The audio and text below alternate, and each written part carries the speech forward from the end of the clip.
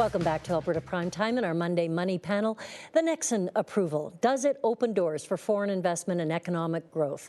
The panel delves into the fallout from Friday's decision tonight. And joining us is Jane Aum. She's Senior Investment Advisor with Angus Watt Advisory and National Bank Financial. Jim Yee is a financial educator and the founder of Retirehappy.ca.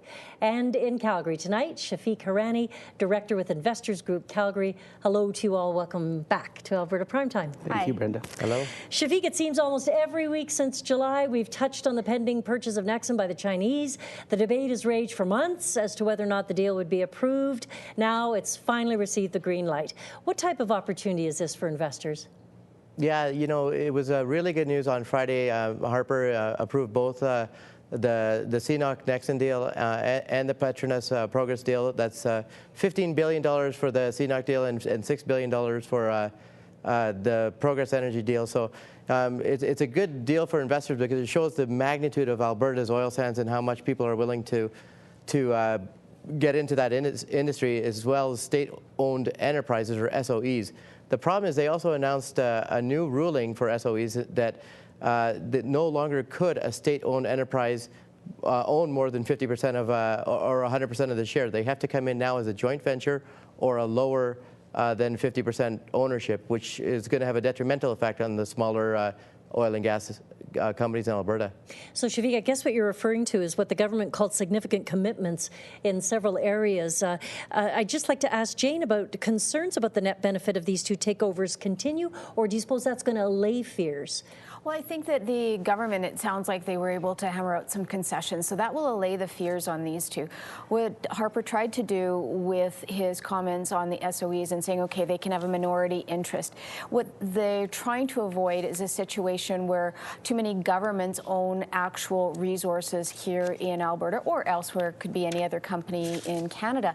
They want to keep those ownerships at minority, fully understanding that in Alberta we cannot develop the oil sands without extra capital. We don't have enough capital here in Canada to do it on our own. But as Shafik pointed out, when you've got a company looking at buying someone else, they go, okay, well, I can only have a minority ownership, so maybe I go into a bigger company, not necessarily into a smaller company. So some of those smaller companies may or may not get the capital help that they need. I'd just like to pick up on something else you said too, and ask Shafik this question. Harper said that the future control, of Canada's resources by state-owned companies would not be in the best interests of Canadians. So what kind of message are we sending here?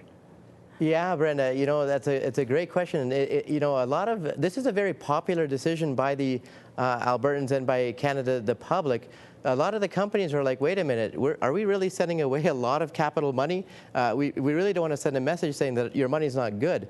However, as for the viability of the oil sands going forward, like Jane said, it's about a $600 billion investment over the next decade. And a lot of the juniors can't afford this. So the message is basically we want control of our resource. And if you're going to be a foreign player, you better play by our rules. Does the move give a boost to the energy sector, Jim? In other words, is it going to become a safe haven for your retirement savings? Well, I don't think it changes too much, to be honest with you. For the average investor still needs to be diversified among different sectors. You never want to be too overweight in any one sector. So I don't think it changes it for the average investor. No, I don't think it makes much of a difference. Just before the break, I'd like to quickly ask the three of you what's on your radar. Any indication that, I don't know, Shafik, let's start with you. Last week you were looking at the job numbers, and we saw some significant numbers.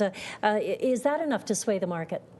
Job numbers were great last Friday. I mean, in Canada, they came down to 7.2% from 7.4%. In the U.S., they were down to 7.7% from 7.9%. And we saw the Canadian dollar rally. We saw the markets go up 80 points on Friday and another 50 points today.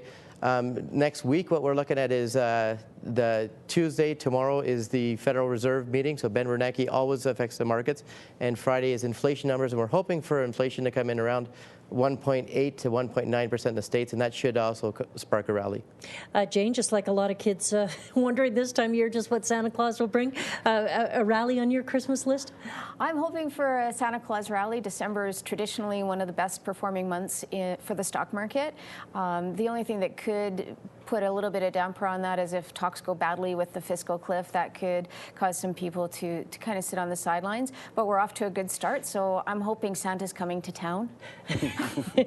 Jim, RRSP is always on your radar. We're going to touch a bit on those after the break, but anything else that you're watching? Well, obviously the fiscal cliff, as Jane alluded to, is big news, and waiting to see. We're still waiting patiently to see what's going to come out of that. But I think the fiscal cliff's going to be big news in early 2013. But we're running out of time for that fiscal cliff conversation. Yeah. We've got mere weeks left. Interesting to see what happens. So do you have, what are your spidey senses saying?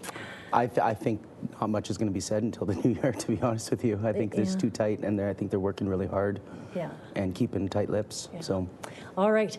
After the break, could Canadians push the $1 trillion mark in unused RRSP contributions?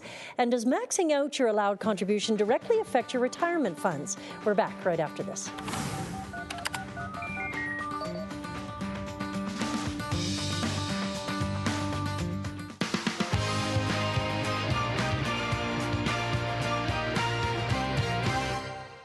Welcome back. BMO Financial Group's third annual report on retirement savings shows more Canadians with a retirement savings plan, an increase to 67% of Canadians, 69% of Albertans with an RRSP, and that's up, as you can see, from last year. But at the same time, BMO is predicting an increase in the unused contributions, projected to be as high as $1 trillion over the next 5 years. So we get to start first with you, Jim. Is that good news or bad? Well, probably a little bit of both. I think when you look at aggregate numbers, it can be very dangerous. I think this is a clear case where everybody's is individual. There are clearly some people who aren't buying enough RSPs. Savings rates in Canada have been below 5% for the last 15 years. And the government is very concerned about those people who are not buying RSPs, who are not putting away money. So there is room for concern. But there is also a lot of Canadians that are doing their part in buying RSPs, have good pension plans, and probably shouldn't be maximizing their RSP contribution room. So I think this is a case where you really have to look at your own situation and say, should I be taking more advantage of the RSP contribution room that I have left over? Do you have to max out your RSP contribution, Jane?